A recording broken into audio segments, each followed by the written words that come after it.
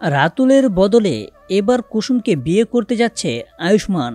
এটা গাঙ্গুলি বাড়ি থেকে সিদ্ধান্ত হয়েছে। হ্যাঁ বন্ধুরা, এমনটাই দেখা যাবে কুসুম সিরিয়ালের আগামী নতুন পর্বের আপডেটে। তো এই নিয়ে বিস্তারিত জানতে হলে ভিডিওতে লাইক দিয়ে পুরো ভিডিওটি দেখতে থাকো। শুরুতেই থাকছে, বিয়ের শুটিংটা করার আগেই রাতুলকে কোথাও খুঁজে পাওয়া যাচ্ছে না।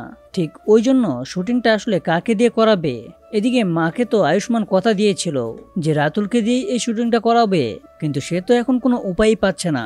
এদিকে কুসুমও দাঁড়িয়ে আছে, সে এটা ভাবতেছে তাকে কখন ডাকা হবে।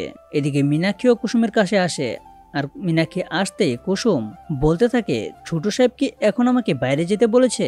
এদিকে মীনাক্ষী কুসুমকে কটাক্ষ করে বলতে থাকে, আরে বাবা, তোমার তো তর সইছে না, বিয়েটা করার জন্য তো মরিয়া হয়ে উঠেছ। আর এদিকে দেখা যায় আয়ুষ্মানকে ঈশান বলতে থাকে, আমাদের কাছে তো এবার আর কোনো পথই খোলা নেই, রাতুলের জায়গায় তুই এবার বিয়ের মণ্ডপে বসবি।